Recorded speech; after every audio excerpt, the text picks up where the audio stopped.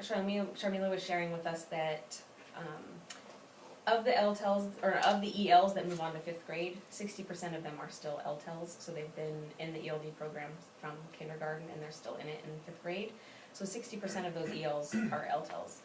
And it's not necessarily, by 5th grade, it's not necessarily a language issue anymore, but it's more of, you know, there was somewhere along the way, probably like with reading, maybe there was some sort of breakdown and then it never really got remedied, and so now they have issues, which makes it harder for them.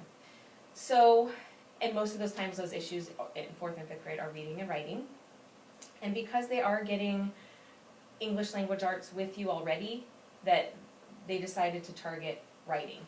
And through this writing program, there's also reading, because they're going to be using mentor texts to read closely. And have you ever close reading? Oh, yeah. Okay, so they're going to be reading those texts very closely and sort of digging out information that will help them become better writers and using those as examples. And so that's why they chose a reading program to use during ELD. It is Common Core aligned and data based, and they've had a lot of success with this program. So, but none of you guys have taught it or familiar. With Really? Have you taught? None of you have taught this before, right? This is kind of a first. Okay. It didn't seem, from what I had read so far, is that it was really ELD specific. It sounds... It's not a ELD designed program, but you can support your ELs through the program. Okay. And I will talk about, there's a couple, like one of your tabs says ELD support, and so you can go over that kind of quickly as far as, and throughout, because this is the first time we've implemented it, we as ELD teachers are going to be helping to like design sentence frames and ways to support your ELs while you're teaching the program. So it's kind of a first for us too. So Sharmila is brilliant. I'm not saying that because it's recorded. Our boss is just very, she knows way more information than I can gather yet from her, but she just has so much information, and so I know she's going to teach us how to use this program in the best way possible, and so I'm just kind of excited to see what that looks like. It sounds good. It sounds good for everybody. I'm like, Yes, why are we doing this I know. for just our regular writing? A lot of people have brought that up, and it's just because they had the monies for ELs, that's where we're starting.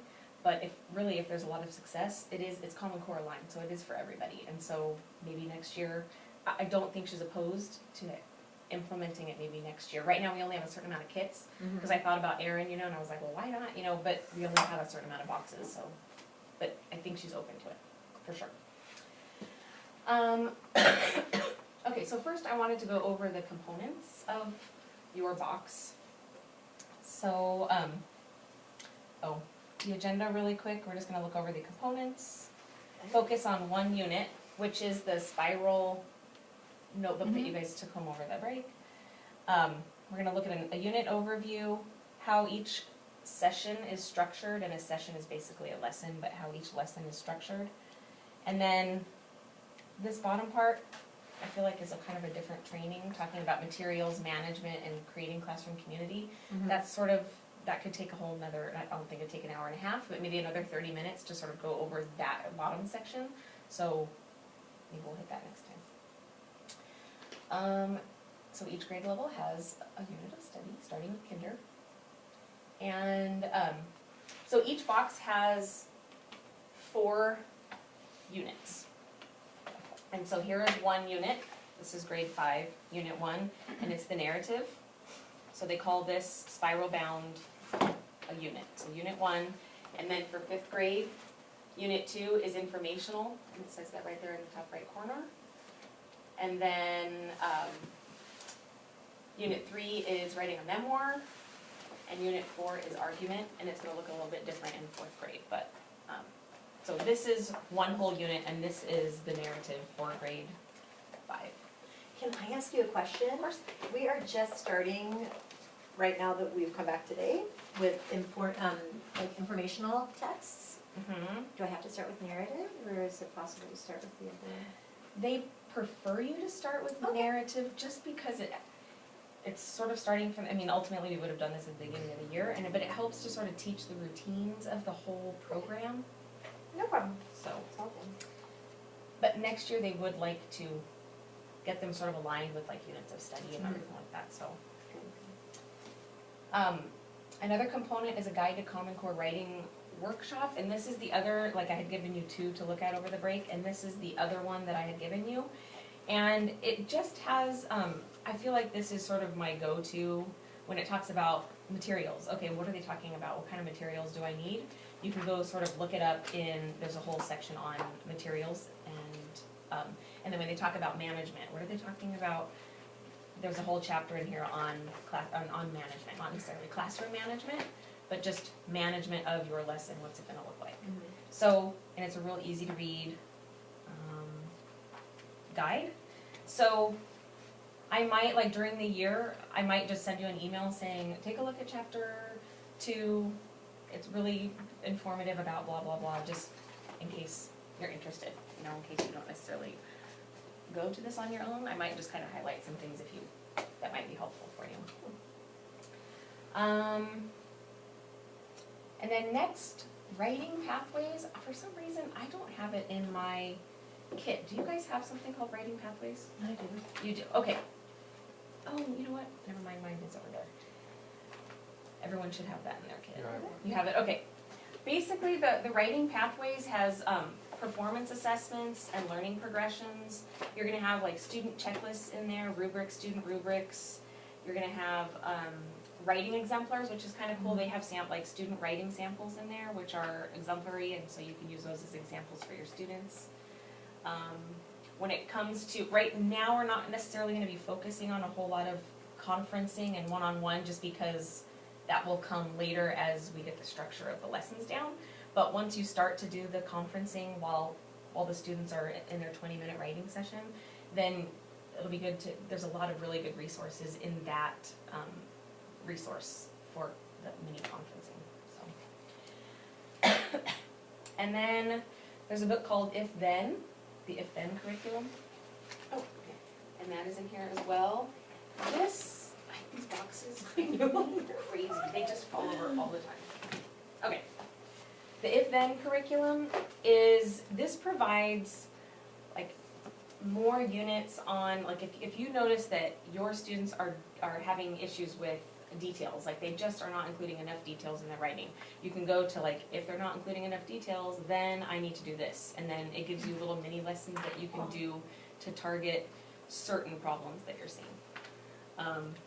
Like towards the back, and it separates it by text type.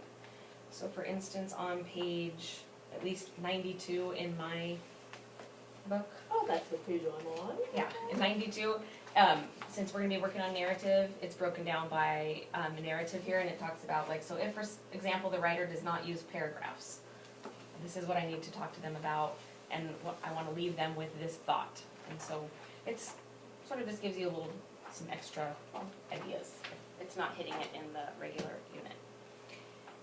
Then there's a CD-ROM, and within the unit she might mention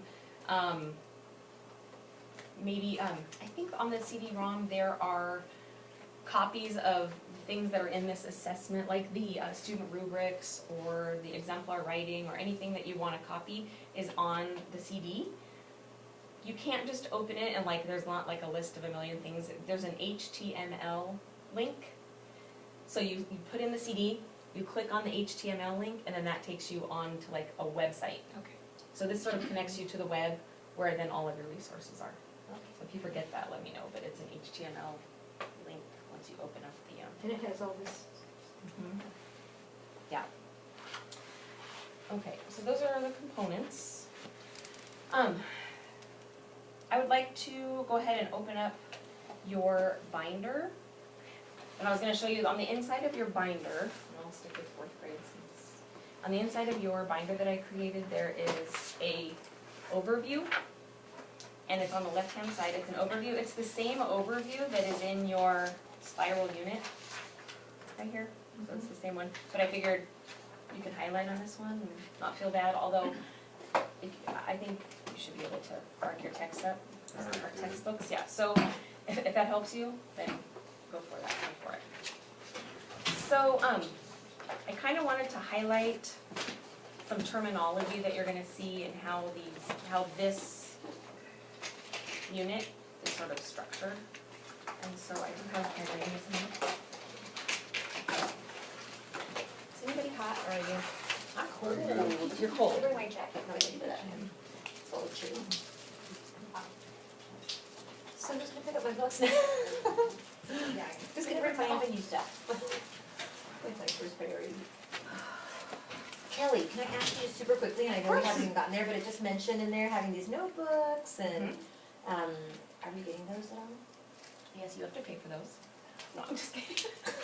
Oh, I'm just kidding. Kenny makes it better. No, I was gonna talk about it at the end, but, in order to get started, like your bare minimum, each student needs to have a writer's notebook and, a folder, I'm not sure if they call it a folder, but the writer's notebook, which is like a composition book, they prefer not to use spiral bound, and she has all these little kind of idiosyncrasies because she feels like that spiral bound is too, what's the word she used?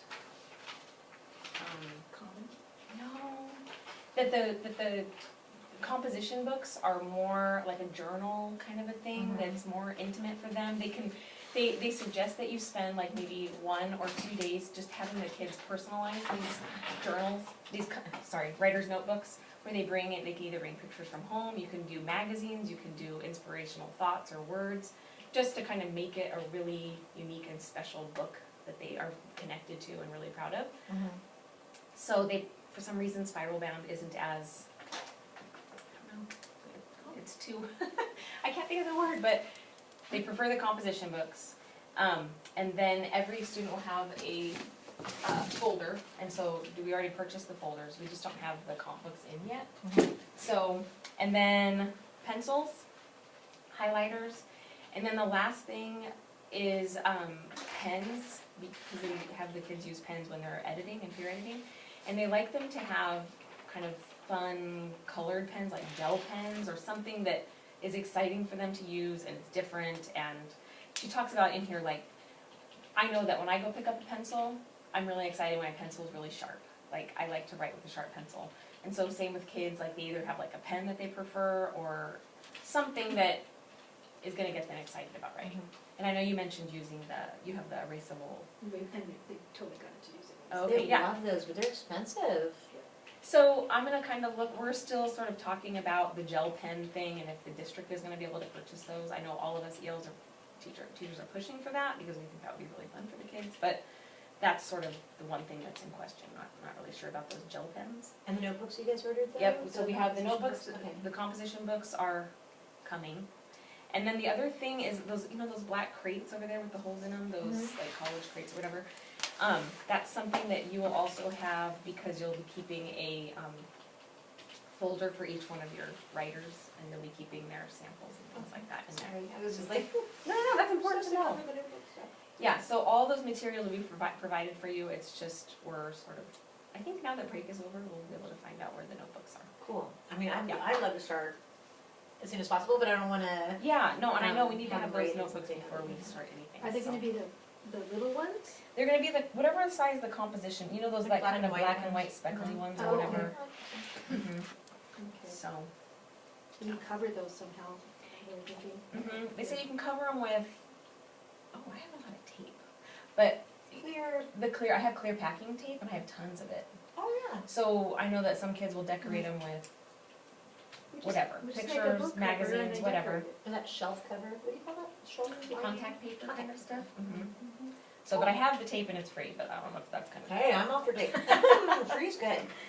Okay, Sorry. so this is an overview of a unit, and it's structured the same whether it's 4th or 5th grade, but what's gonna be different is the title of these kind of gray, what they call bends. So, let's see, I think this talks about it here. So basically, this is the overview, and they talk about, you can highlight bend 1, but they talk about bend 1, and bend 1 basically just means part 1. So when I heard bend, I was like, what the heck is a bend? Why are they using this word that I don't hear very often, but bend 1 is basically just part 1. And then you've got